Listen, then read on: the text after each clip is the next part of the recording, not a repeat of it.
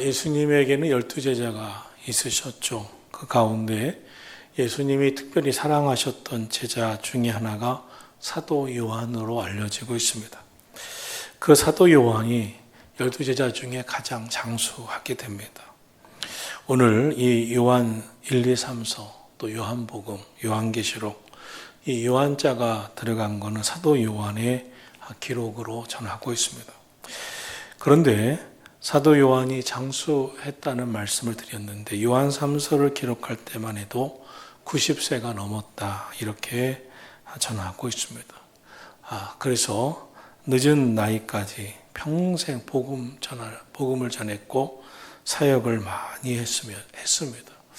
특별히 예수님이 십자가에 고난 당하실 때 베드로는 3번씩이나 예수님을 부인하는 그런 부끄러운 일을 했지만 사도 요한은 그의 고백에 사도 요한복음에 보면 벌거벗은 몸으로 어떤 상황에 있었는지 모르지만 도망치느라 이제 옷도 제대로 입지 않고 도망쳤다는 기록이 나올 정도로 그 자신도 평생을 괴로워하고 부끄러워했습니다. 그래서 그는 마지막까지 끝까지 예수님의 부활을 목격하고 복음 전하고 많은 영혼을 구원하기 위해서 애썼습니다. 그러는 가운데 신비한 체험도 해서 요한계시록도 썼습니다. 그 가운데 많은 영적인 자녀들을 낳아서 이제 복음을 전했는데 요한 3서는 특별히 가이오라는 사람에게 편지를 쓴 짧은 편지면서 이제 말씀, 하나님의 뜻을 전하는 복음이 있습니다. 이 가이오를 생각했던 사도 요한의 마음은 얼마나 사랑스럽고 축복하고 싶었는지 사랑하는 자요. 오늘 말씀이 사랑하는 자요입니다. 편지 서두에 사랑을 아끼지 않고 전하고 있습니다. 또 내 영혼이 잘됨 같이 내가 범사에 잘되고 강건하기를 내가 간구하노라 축복하고 있습니다. 이런 표현이 다른 성경 어디에도 나와 있지 않죠. 이런 사랑이 듬뿍 담긴 표현. 요한 사도에게 가이오는 정말 축복하고 싶었던 그런 영적 제자였습니다. 그런데 이 말씀 속에 하나님의 마음을 우리에게 전하고 있습니다. 요한 사도가 가이오에게 사랑하는 자요. 정말 진정한 축복이 어디서 오는 줄 아느냐. 영혼이 잘 되을 때 영혼이 잘된 같이 범사가 잘 되고 강건케 되는 것이다 하는 것을 전하고 싶었던 것입니다. 그래서 우리가 성경을 읽을 때 하나님이 우리를 향해서 이렇게 말씀하심을 들어야 됩니다. 하나님은 내 영혼이 잘 되기를 원하시는구나. 하나님은 우리 삶의 범사가 형통하기를 원하시는구나. 하나님 우리가 강건케 되기를 원하시는구나. 하나님은 우리를 정말 사랑하셔서 말씀을 남기셨구나. 그러므로 우리를 향한 하나님의 말씀으로 받고 우리의 영혼이 잘 되어 범사가 잘 되고 또한 강건케 되기를 사모하며 기도하고 오늘도 하나님 그러기 위해서 범사가 잘 되기 위해서 강건하기를 영혼력이 강건하기를 위해서 오늘 내 영혼이 먼저 바로 서고 잘 되게 하여 주옵소서. 기도하고 소망하기를 축원합니다. 창세기 2장 7절에 보면 하나님이 사람을 만드실 때 흙으로 빚어 그 몸을 만드시고 그 코에 생기를 부어 영혼을 불어넣으셔서 생명이 되었다고 했습니다. 즉 하나님이 생기를 그 코에 불어넣으셔서 생명이 되어 사람은 영혼을 가진 존재가 되었다는 말씀입니다.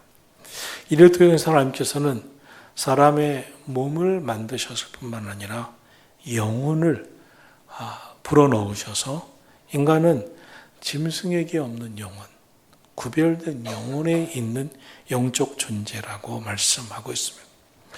이를 신약성경 마태복음 10장 28절에 보면 이 육신과 영혼을 비교하고 구별하면서 이렇게 말씀하십니다. 몸은 죽여도 영혼은 능히 죽이지 못하는 사람들을 두려워하지 말아라. 오직 몸과 영혼을 능히 지옥에서 멸하시는 하나님을 두려워하라. 이렇게 말씀하고 있습니다. 이 영혼을 가리켜서 몸과 영혼을 능히 지옥에서 멸하시는 자. 즉 영혼의 문제는 이 땅의 문제만이 아니라는 것입니다. 이 땅 저 너머 내세의 문제까지 우리의 영혼의 문제는 매우 중요하다고 말씀하고 있는 것입니다. 영혼은 우리에게 눈에 보이지 않지만 우리 속사람의 문제입니다. 하나님 우리 안에 거하시는데 우리의 속사람 안에, 우리의 영혼 안에 거하십니다. 즉 우리의 영혼은 우리 내면의 깊은 곳에 있는 하나님이 임재하셨던 지성소와 같은 곳이라 할 수 있습니다. 그러므로 우리 영혼이 살아있느냐 죽어있느냐, 내 영혼의 문제를 잘 알 수 있는 것이 성경에 나와 있습니다. 성경은 우리가 인생을 살면서 하나님을 믿는 문제, 또 영혼의 문제를 구체적으로는 아니래도 이러한 말씀을 통해서 우리 깨닫게 하시는데, 시편 42편 1절에 보면 하나님이여 사슴이 시냇물을 찾기에 갈급함같이 내 영혼이 주를 찾기에 갈급하나이다. 이렇게 말씀하고 있습니다. 사슴은 물이 없으면 죽습니다. 그래서 물을 보면 막 달려가는 짐승이죠. 그런데 그렇게 갈급해합니다. 그것처럼 우리의 영혼은 하나님을 찾아 갈급하는 내면, 이 영혼이 있다는 것입니다. 누구에게나 있는 건 아니지 않습니까? 영혼이 잘된 사람, 영혼이 살아있는 사람, 영혼이 건강한 사람, 영혼이 형통한 사람의 특징은 내 영혼이 주를 찾기에 갈급하다는 거예요. 영혼은 어떤 곳입니까? 때로는 엄청난 힘의 원천이 됩니다. 엄청난 영적 에너지가 그 영혼이 잘 될 때 분출됩니다. 그래서 우리의 영혼이 충만할 때, 하나님의 영으로 충만할 때 우리는 세상이 줄 수 없는 놀라운 힘을 갖고 놀라운 기쁨이 있고 엄청난 영적 에너지를 갖고 살아갑니다. 영적 에너지를 갖고 살아간다는 특징이 어떠냐면 누구나 고통받아서 견딜 수 없는 세상의 문제 앞에서도 영혼이 건강하고 영혼이 살아있는 사람은 세상의 염려와 근심과 걱정과 고난 앞에서 무너지질 않습니다. 심오한 고통과 갈증과 갈급함을 느끼면서 살아가는 것이 일반적으로 보통의 사람들의 삶입니다. 왜냐하면 세상 사람들은 영혼에 대해 관심이 없기 때문에 그렇습니다. 세상 사람들의 특징은 영혼이 있느냐 없느냐에 대해 전혀 관심이 없는 것처럼 보입니다. 그들의 궁극적인 삶, 세상의 궁극적인 관심은 육신이죠. 오직 육신의 건강, 세상에서 누리는 성공, 행복, 기쁨입니다. 세상 사람들에게 영혼이 병들었는지 영혼이 심각한 문제가 있는지는 상관이 없습니다. 다만 육심적으로만 잘 되기만 하면 됩니다.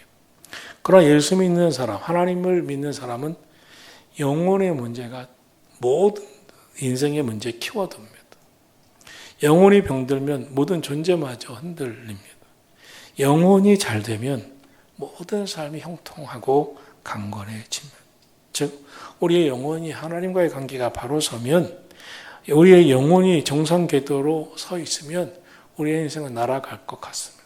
그러나 대체적으로 많은 사람들이 영혼이 잘 되어 있지 않습니다. 왜냐하면 하나님의 백성, 택함받은 백성인데 영혼의 문제를 더 신중하게 바라보지 못하기 때문입니다. 그래서 오늘 성경은 이 사도 요한이 너무나 사랑하는 가이오에게 아주 인생의 중요한 키워드를 가르쳐 줍니다.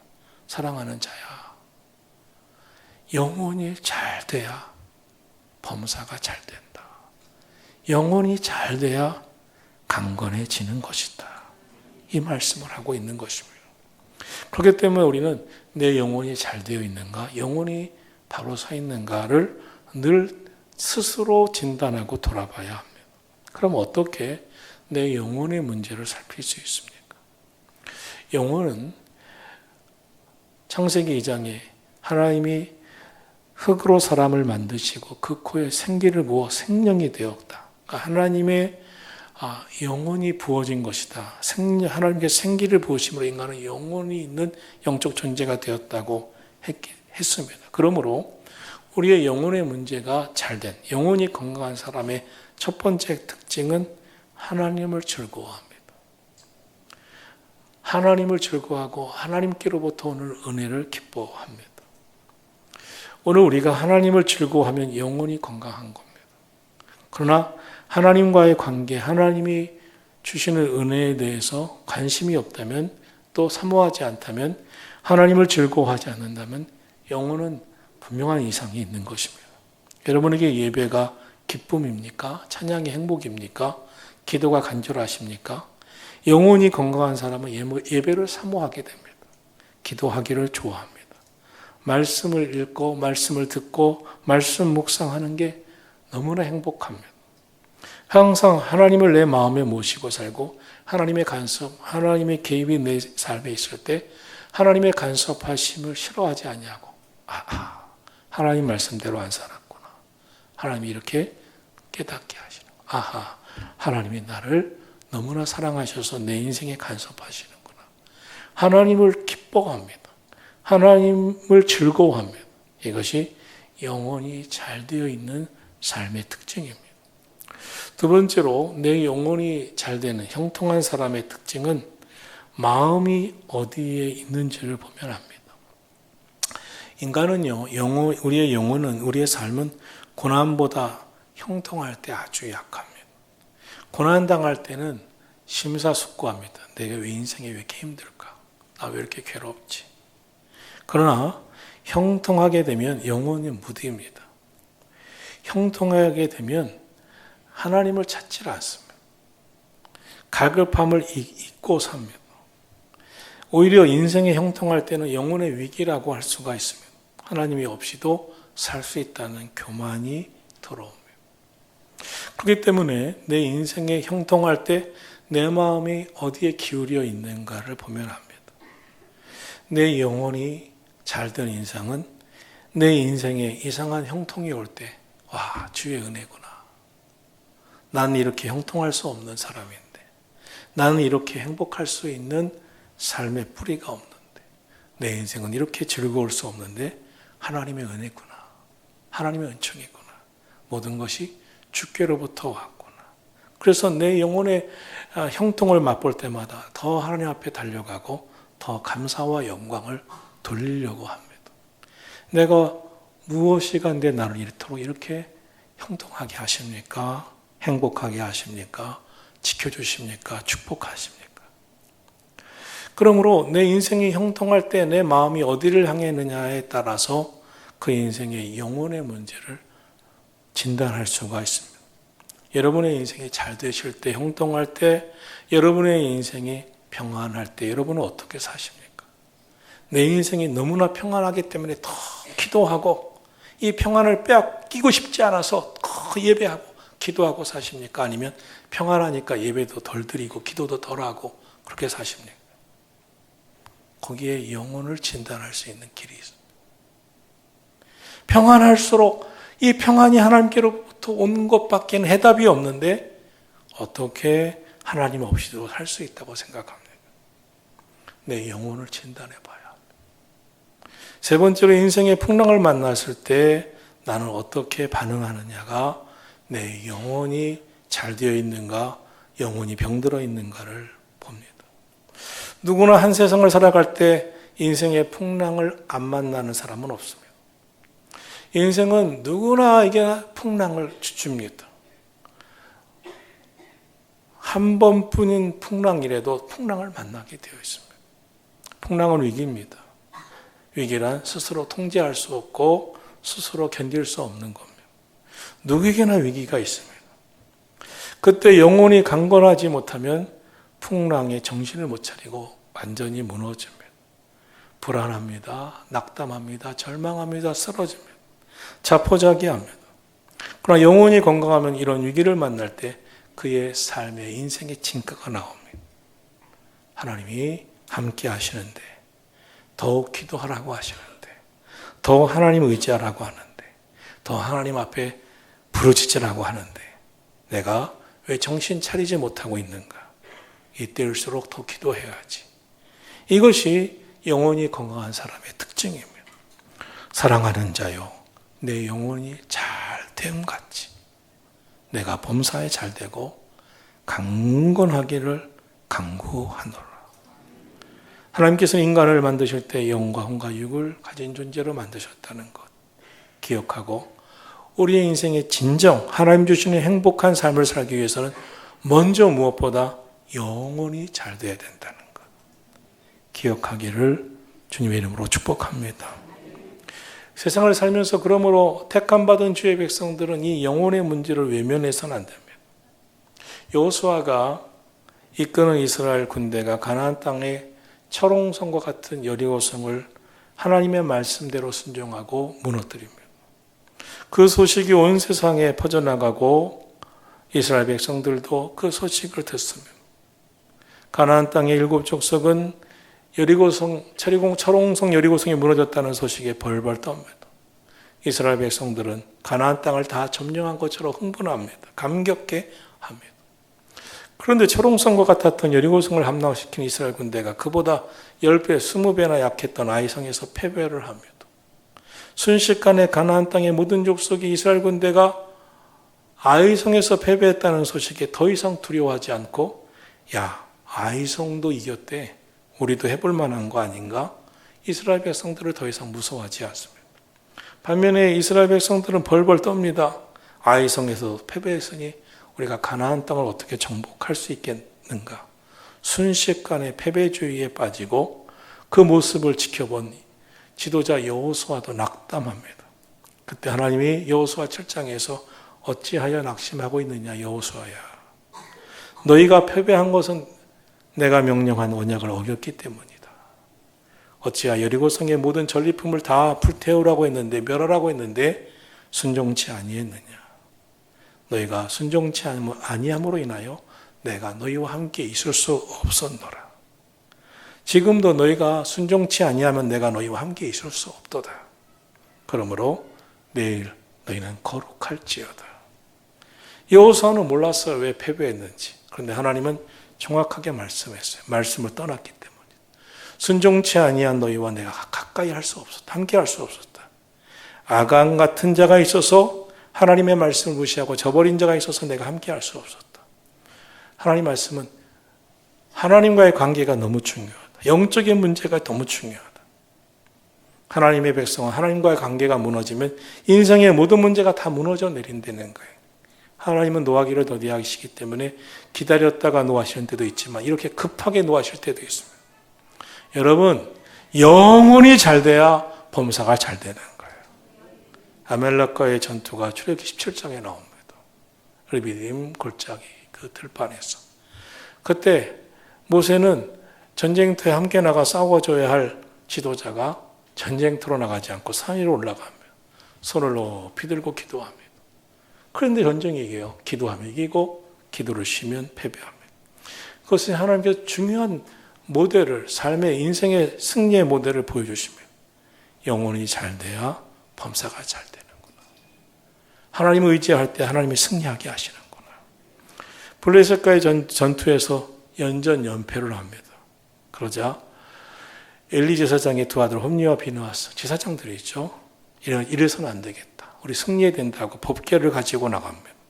법궤 빼앗기고 홈리와 비느하스가 패배하고, 그때부터 다윗 왕이 이 법궤 되찾아올 때까지 법궤는 제자리를 잃어버립니다. 그 어마어마한 일이 일어납니다. 왜입니까? 법궤를 가지고도 패배한 전쟁은 그 전쟁밖에 없어요. 왜입니까? 하나님의 말씀을 떠났기 때문에. 영혼이 잘못되니까 범사가 잘못되는 거예요. 성경은 분명히 말씀합니다. 영혼이 잘 돼야 한다고. 마가복음 2장의 중풍병자를 친구 4명이 지붕을 뜯어 예수님이 계신 집 안으로 들어놓습니다. 그때 예수님께서 중풍병자가 누인 상체에 내려오는 것을 보시고 예수께서 그들의 믿음을 보시고 이렇게 말씀하십니다. 내 죄 사함을 받았느니라. 아니, 중풍병에 걸린 사람한테 내 죄 사함을 받았느니라. 사람들이 난리가 납니다. 주님은 말씀하시면 문제는 거기에 있다는 거예요. 히스기야가 죽을 병에 걸렸어요. 어떻게 됩니까? 죽을 병에 걸린 히스기야는 왕입니다. 궁중 내일을 불러야죠. 아주 의관을 불러야죠. 아니면 병원에 찾아가야죠. 아닙니다. 성전으로 올라갑니다. 그때 히스기야가 죽을 병에서 15년의 생명을 연장받고 다시 삽니다. 하나님의 백성의 삶에 아주 중요한 키워드를 알려줍니다. 사람은 동물과 다릅니다. 하나님께서는 자기의 형상대로 인간을 지으시고 하나님의 영을 부어 인간이 되게 하셔서 사람에게 영혼이 있습니다. 그렇기 때문에 세상을 살면서 영혼의 문제에 외면하지 마셔야 됩니다. 영혼이 잘된 같이 범사가 잘 되고 강건케 되시는 것입니다. 이사야 58장 11절은 말씀합니다. 나 여호와가 너를 항상 인도하여 마른 곳에서도 내 영혼을 만족케 하며 내 뼈를 흥곡케 하리니 너는 물든 동산 같겠고 물이 끊어지지 아니하는 샘 같을 것이라. 사랑하신 성도 여러분, 행여 내 영혼이 어떤 상태인가? 하나님, 내 인생이 말라버렸습니다. 내 인생에 병이 들었습니다. 내 인생에 문제가 생겼습니다. 그때 오늘 말씀, 사랑하는 자여, 내 영혼이 잘 돼야 범사가 잘 된다. 내 영혼이 잘 돼야 강건케 된다. 사도 요한이 사랑하는 가요에게, 가요야, 영혼이 잘 돼야 범사가 잘 되고 강건해지는 것을 아느냐. 내가 하나님께 간구한다. 너의 영혼이 잘 되기를, 범사가 잘 되기를, 강건해지기를. 오늘 우리의 인생의 문제, 하나님 내 삶의 문제, 범사의 문제가 있습니다. 건강의 문제가 있습니다. 오늘 기도합니다. 내 영혼이 잘됨 같이 범사가 잘 되고 강건케 하여 주옵소서.